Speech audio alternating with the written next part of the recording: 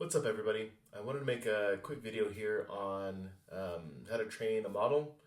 We're going to do this with the Titanic Dataset. It's kind of the first model that most people will end up using when they start learning how to do data science.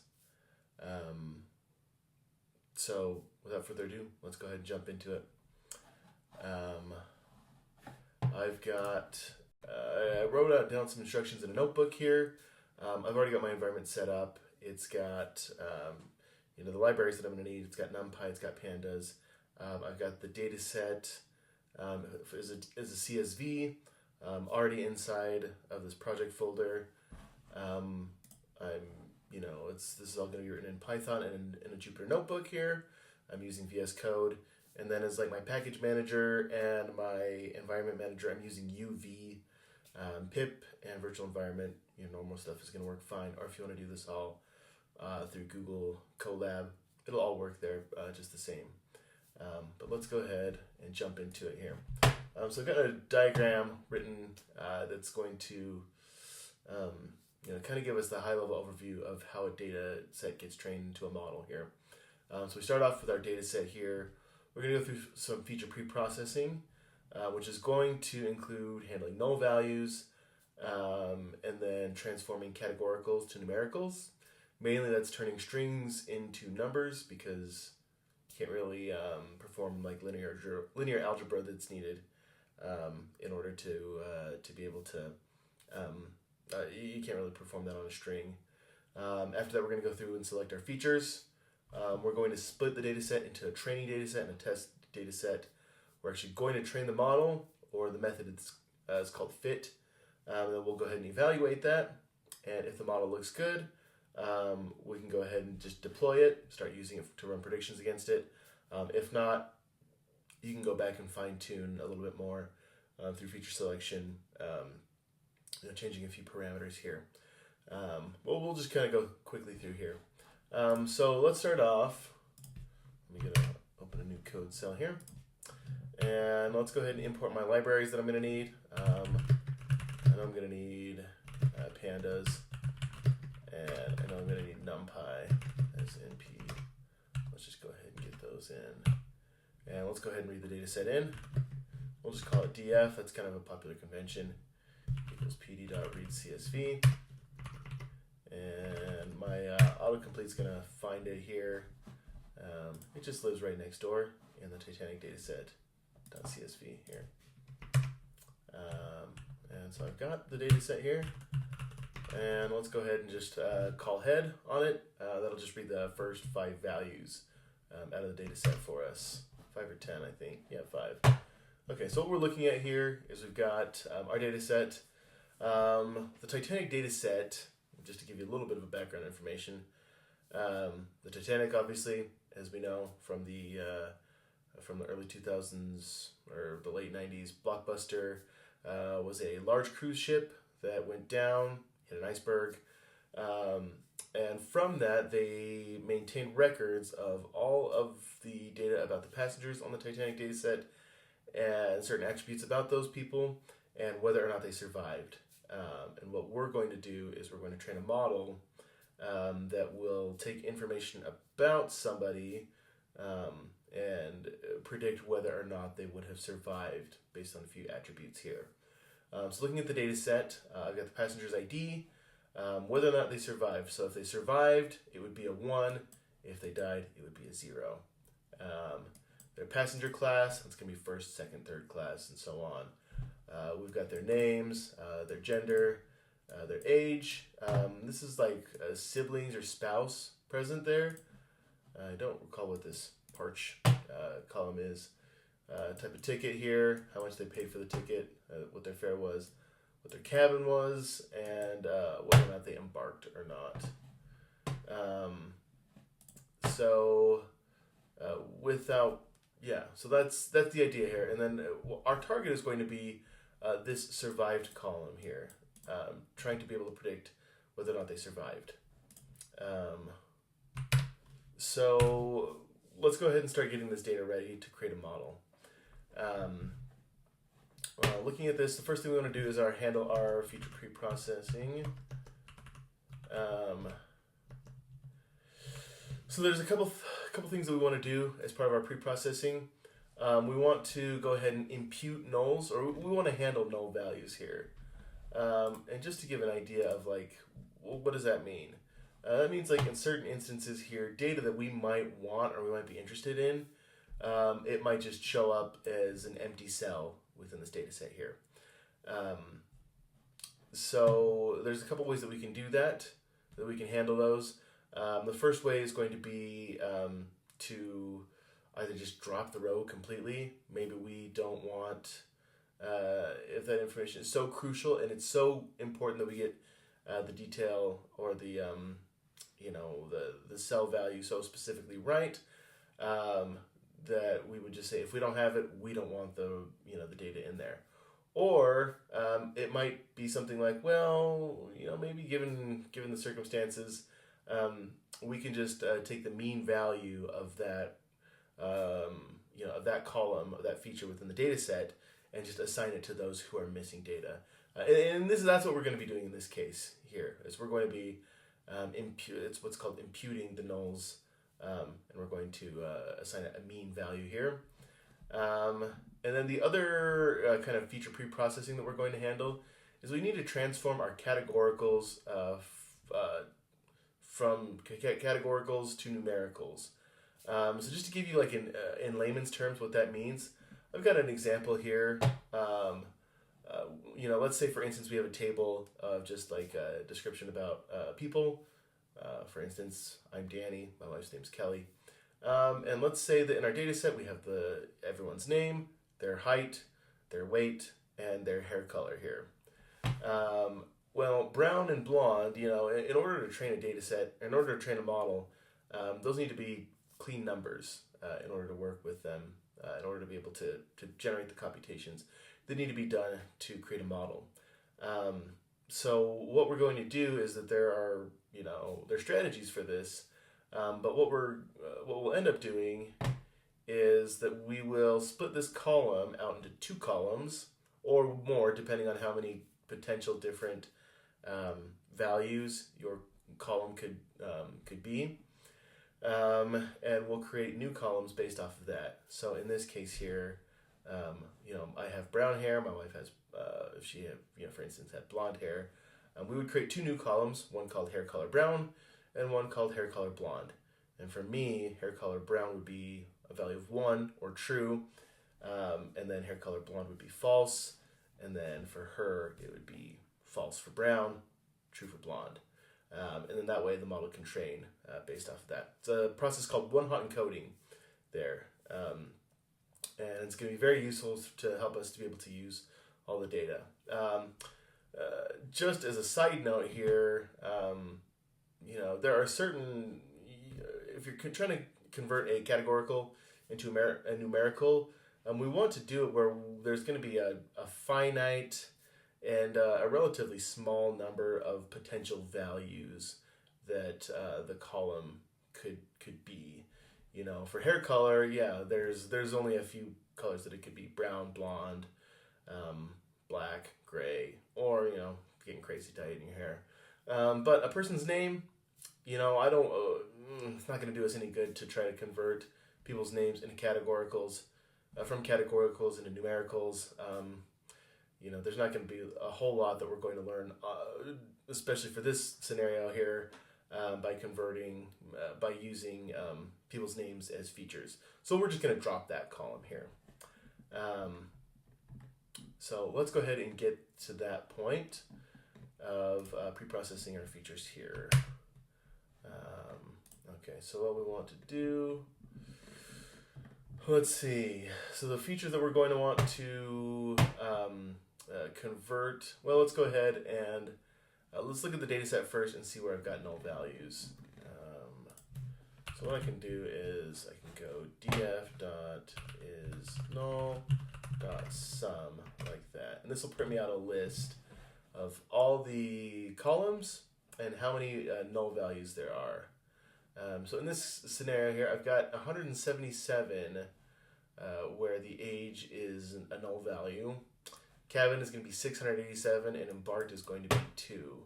let's go ahead and get some more info about the data set here. And let's just see. So there's going to be 891. So really, 177 out of 891 is not really that many. So in this case, I would say, yeah, let's go ahead and just impute those nulls here. For cabin, though, because so many of them are missing, let's just go ahead and drop that. We'll do that in the next step here. So I can go ahead and delete this. And let's go ahead and impute those. So we'll go ahead and do df dot fill NA. Let me pull up my notes here real quick.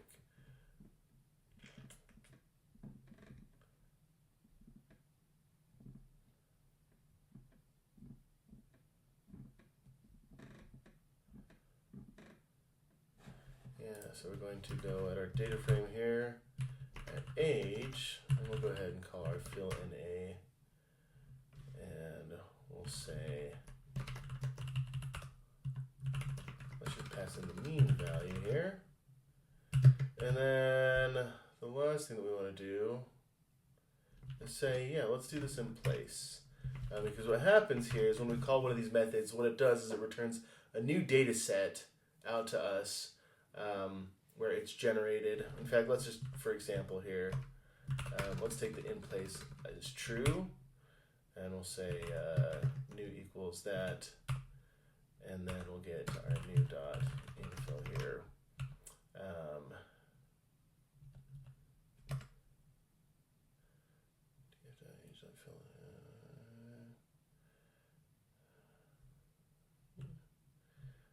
Yeah, so it's going to output a new data set to us, but what we can do instead is just say, no, let's just keep the data frame as it is, and we'll just have it work this in place.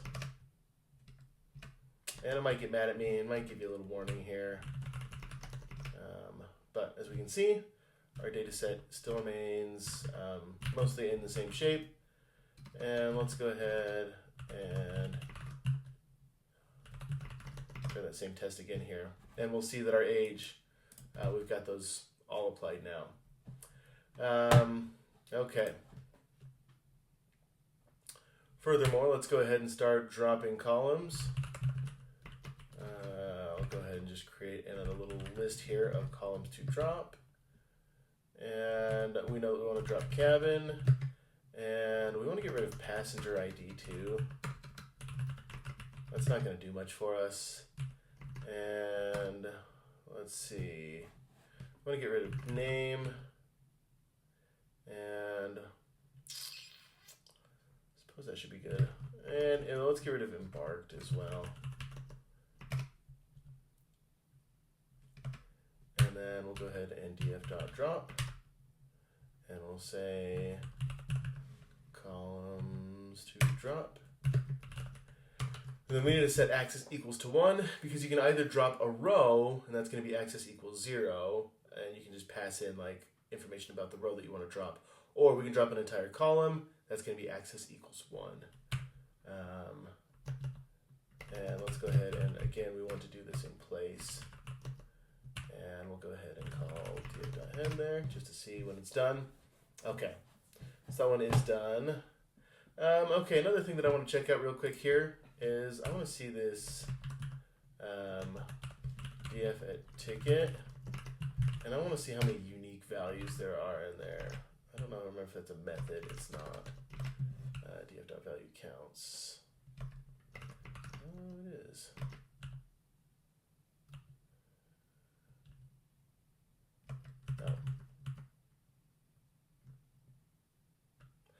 The problem here is that I'm trying to execute that same cell again and trying to drop columns that I've already dropped. So let's go ahead and just open up a new column, or a new cell here, and let's look at that ticket. Look at our value counts here.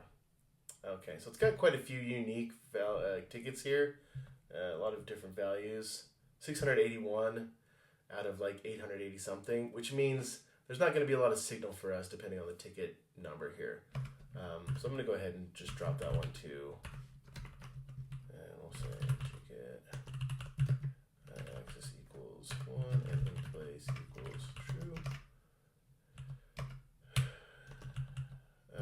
So I got the columns dropped that I want to get rid of here.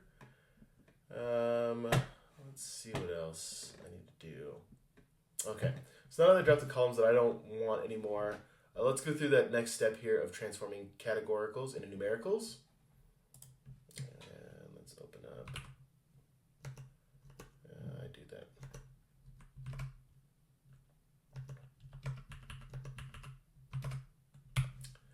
And we'll go ahead.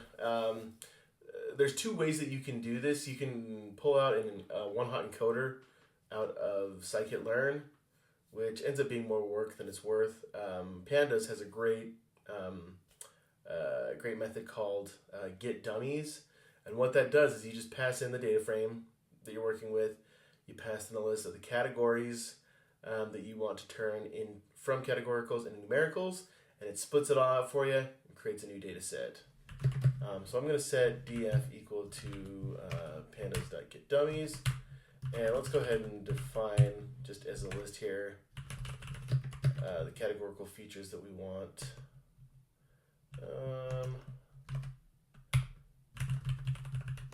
Real quick, that's not what we want. We want df.info. Okay, so I can still see that I've got the object, sex object here. As object, that means it's a string. So let's go ahead and just add that in here.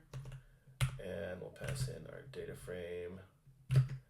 And then our columns will be categorical features. And let's see, that should do it for us. And let's go ahead and take a look at our data again. All right. And we'll see that I've got two new columns here, sex male, sex female. There's also an option to drop the first column here. Sometimes you get prompted to do that by default, and what that does is it just keeps one of these columns, and then it's smart enough to figure out, okay, well, if it's not this column, then it's got to be the other one that no longer exists here. Okay, so I've got my data set looking pretty good here. Mainly with the data left that we still want here. Okay, so now comes our test train split. We can see here we've got our features selected. So we're going to do what's called the test train split. And I drew a little diagram here to show what actually happens. So we take our data set. It's already been processed. It's clean. It looks good here. And we're going to split it into a couple parts. We're going to split it into X and Y. X is going to be the target, essentially what we want our model to train for. In this case, it's going to be this survived column. And then our Y column is going to be our features, the independent variables, as it's also called here. Essentially, what are the other attributes that are probably going to contribute to the likelihood of survived or not? So we're going to split our data set into those two parts. And then from there, we're going to split it even further into what we call the test and the training data set. And so what we're doing essentially is we're taking the data set here and we're splitting it out into a few different parts. We're going to take, in our scenario here, we're going to take 70% of the data set and split it into our training data set, and 30% of it we're going to split it into our test data set. And so what that means is that 70% of our data is going to be used to train the model. Python, scikit-learn is going to do all of its computation, look at 70% of the data, and say, based on the data that you've given us, we think this is how this model behaves.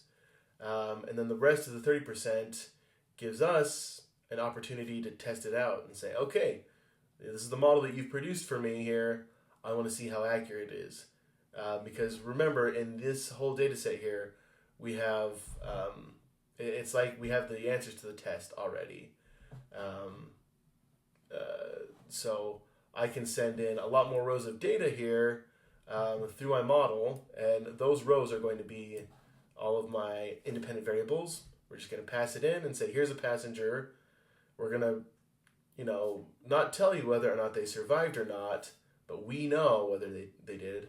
But based on the input here, you're going to try to make a prediction on whether or not this passenger did survive or not. And then once it spits out the response, we compare it with the answer that we already have and say, oh yeah, the model was right, or model was wrong here. It told us that this passenger would have survived when in reality that they did die. And so from there we can gain our insight into how well our model's performing. But that's what happens with the train test split there. So from here, once I've got my train test split, I'm going to take my training data set and I'm going to pass it in to a method that is going to it's going to fit the model along our data, and it will spit out a model. And then from there, we can go through the process of evaluation. We can pass in our X test data there, and our Y test into the train model, and it will make predictions and it will generate results for us. And from there, we can go ahead and check the answers. And then from there, on this one, it's going to generate, we'll use some other features to generate a nice little report and tell us exactly how accurate the model is based on the data set that we've got. Okay, let's jump back into the code here. Okay, so yeah, let's execute the train test split here. We want to set x equals to, let's see, our x is going to be, our x is going to be the target here. And a handy little way to export the column that has the x data on it is to just call drop, because drop on a data set, it just returns, in this case, it's going to be a vector or an array. And just to show you that, x.head. Sorry, I've got these backwards here. X is going to be our features, Y is going to be our target. So as you can see, our feature data set here is everything except for our survived column. And Y, let me go ahead and just change this real quick.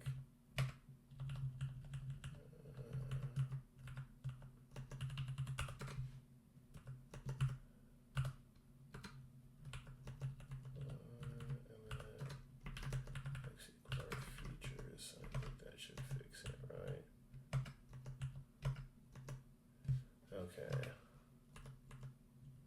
Y equals target, x equals features.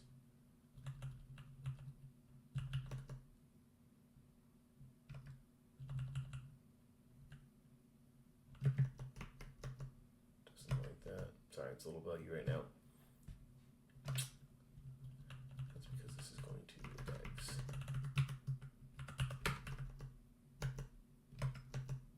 Okay. So our x becomes our features, y becomes the target. We're going to split that all out here. So a little handy way of getting all the features except for the target is going to be executing a df.drop. We're going to call drop on the data frame here. And then in order to get our y value, we're just going to call df at survived, and that'll return. I can show you that.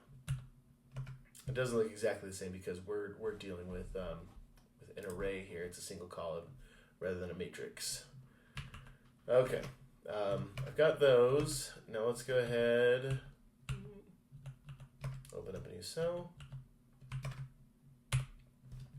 and let's split this out. And there's in model selection import. There's a train test split function here, and we need to split it out. This function here returns 4 variables. It's going to give us our x train and our x test and our y train and our y test equals train test split. I'm going to pass in x and y, and then I'm going to set the test size equal to, just for demonstration's sake, 0.3. It's going to be 30%, just like I mentioned before. You can shake it up how you like. And then random state, I'm going to set it to 42 because 42 is the answer to the universe, right? Okay. And again, if you want to take a look at these and see what the head looks like here, and you'll see that so I've got my feature sets here, and they've got random indices assigned to them. So that signifies like there's some randomization that went into splitting out your data set into the two parts. Okay, let's go ahead and train our model here. We'll train it and then we'll go ahead and evaluate it. Let's see, I've got those both in. Okay, so from sklearn, let's go ahead and I'm just going to do a linear model here, a linear regression. It's kind of one of the more basic ones. For linear regression. There's other better models, more fancy models, but for the sake of this demo right now, picking up a linear regression is going to be just fine for us. So what we need to do is we need to instantiate it, linear regression, and then after that we're going to call .fit on it, and we'll pass in our training data set and our X train and our Y train, and boom, we've got ourselves our model. Just like that. That took 0.0 seconds to train the model. It's done. It's ready for us. I can start throwing data at it, and it will make predictions. So the next thing for us to do is to start to test it. What we're going to do, really, this graphic is a bit deceptive. In fact, I want to move this to its own cell.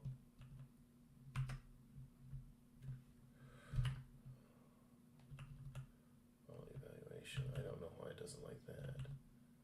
Oh, I do. That's because it's trying to interpret as Python and not Markdown. Okay, let's move that here.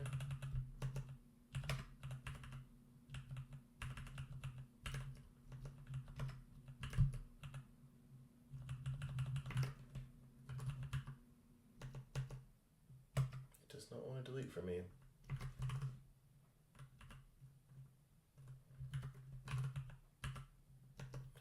Whatever. Okay. But as I said, really what we're doing is we are taking the Y test. We're passing the X test into the model, and it's going to predict the results. And the results, I'm also going to pass in the Y test into the evaluation. So really this is what it's going to look like. So our X test is going to go into the trained model, and it'll try to predict. And then from over here, I'm going to take the Y test, and we'll compare those against the results. And from there, we'll be able to say, okay, on this line, the model was right. On this line, the model was wrong, so on and so forth. Okay, so let's do that. We'll go ahead and say results equals linear model.predict, and we'll predict it against X test here. Actually, we can call this predictions.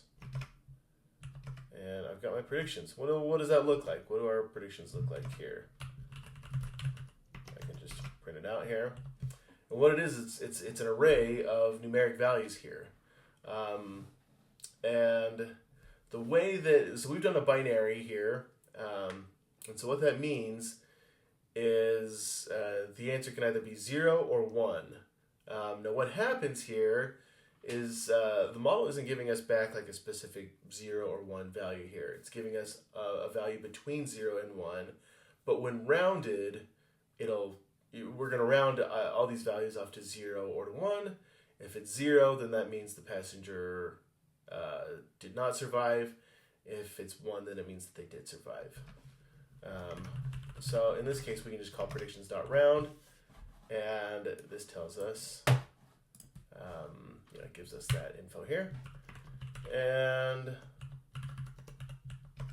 we can compare that to our Y test. As you can see, I've got another array here of ones and zeros. And we can use some more fancy methods here to try to compare those. The two that we're going to use are going to be classification report and a confusion matrix. Those are also found in scikit-learn. And it's going to be metrics import classification report and our confusion matrix. You'll have to look these up to see what they do for us.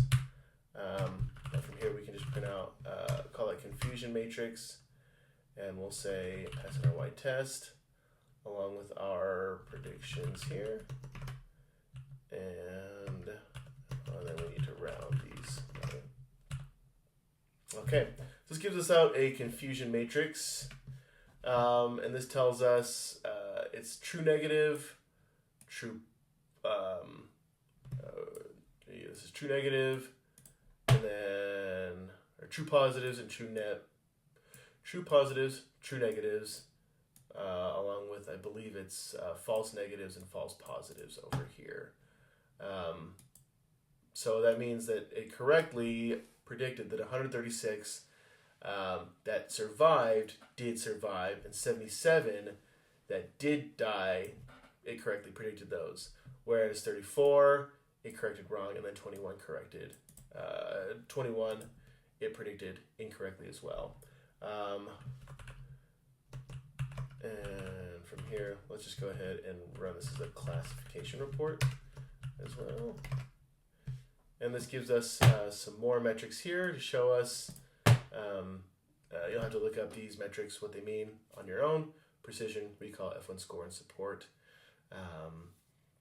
But this essentially is like the amount of like true positives, false positives, different ways of scoring, how well the model performed. Okay, but with that, that's pretty much the basics of running a model. In this case here, let's go ahead and just do one last. I've still got the model ready to go. I can pass in just a row of data that's not like from the training data set or from the test data set, and it should give me the output. So let's go ahead and create a new row here. And I need to look, I've forgotten what my rows of data look like at this point. So let's pass in like X test head.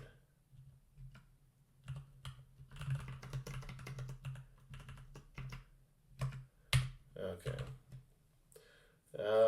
So I'll go ahead and put in a passenger class, new passenger equals, we'll give them a P class of, let's say their second class, age of 35, we'll say sibling spouses 0, parch 0, fare, we'll just say $20.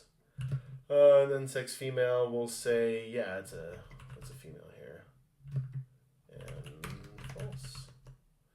And we'll just say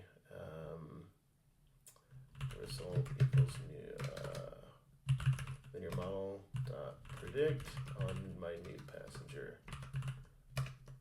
and print out the result. Does this person live or die? What do you think? And at a 74, they would round that up, and that person would be living. If you look at this data set, typically females and children had better chances of surviving. That's the, kind of the overall here. But that's the process of training a model. It's going to work a lot the same whether or not you're doing a classification, binary classification, a multi-class, or a regression. Most of the principles are going to be the same in following the steps as listed here, with feature preprocessing, feature selection, train test split, training the model, evaluation, and then the model's ready for deployment there. And when we're ready for deploying it, you can deploy it in a number of ways. You can just save the model itself like as a pickle file. That's a common way of doing it. You can upload it. There's a lot of services. I think AWS has some services where you can like push up a model Pickle file. I know there's another one, a couple other formats where you can save a model, and you can just use them to run predictions against it whenever you want. We're not going to go through that process here, but aside from that, most of the principles of training a model, taking a data set and training a model based off of it would be the same there. All right, thank you for your time, and hope to see you later.